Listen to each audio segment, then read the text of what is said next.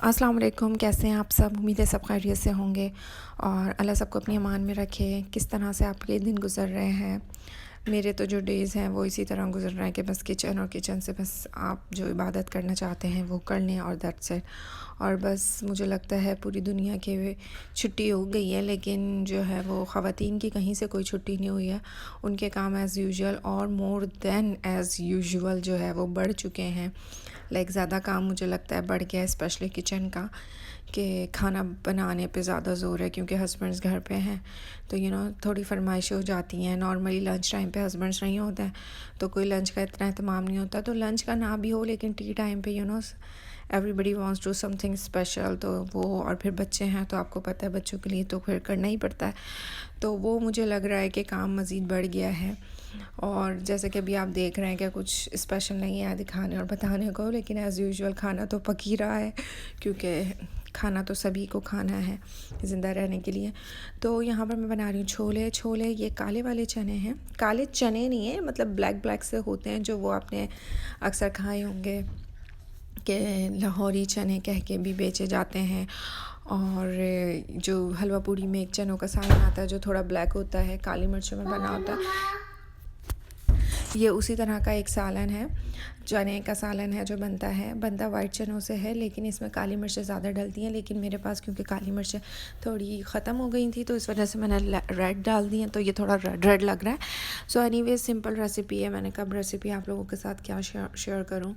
और इसको गलाने के लिए जो है वो बस ये करना होता है कि आप ओवरनाइट इसको सोक कर लें, भिगो के रख दें।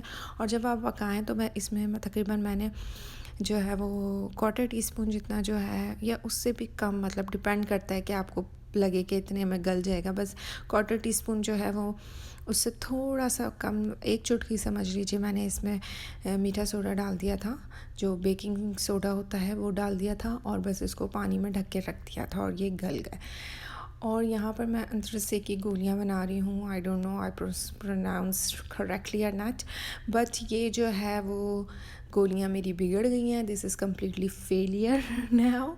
तो ये कुछ आटा था जिसका मैंने इसको पकाया था, राइस फ्लावर, तो ये बहुत ज़्यादा स्टिकी हो गया था जिसकी वजह से मेरी जो है वो गोलियों की कुछ इस तरह की हालत हो गई है।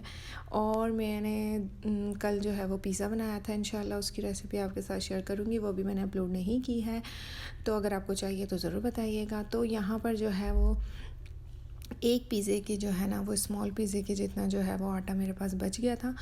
तो मैंने सोचा कि यार तंदूर की रोटी बना लेते हैं इसकी, जो कि चने के सालन के साथ बहुत अच्छी लगेगी। तो सिंपली मैंने इसको बेल लिया है और यहाँ पर मैंने इस पर कलौंजी लगा दी। कलौंजी आपने मेरी वीडियो में भी देखा होगा। आजकल वैसे तो बहुत फ़ायदेमंद है, लेकिन आजकल इस पर ज़्यादा ज़ोर है इस्तेमाल के इस पर।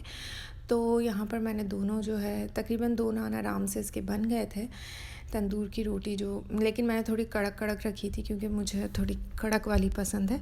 आपकी मर्ज़ी, आप थोड़ी सॉफ्ट भी रख सकते हैं, सो डजंट मेक एनी डिफरेंस। और सिंपली मैंने इसके वन साइड जो बैक साइड था उस पर पानी लगा लिया है और इसको आपने जो है वो मीडियम आपको अपना फ्लेम रखना है तवे का, उस पर डाल दिया। तो ये जो नीचे आपने पानी लगाया है तो इधर से ये चिपक जाएगा और जब इस तरह के बबल आने लगे हैं इस पर, तो फिर इसको अपने तवे को अपसाइड डाउन करके जो है वो इसको पका लेना है। क्योंकि मेरे इलेक्ट्रिक का जो है वो है स्टोव है, तो मैंने इसको हाई कर दिया था। आंच वाला है तो आंच ऊपर तक आएगी, तो आप उस हिसाब से इसको रखिएगा ताकि ये इसके ऊपर से अच्छा सा जो है वो एक कलर आ जाए।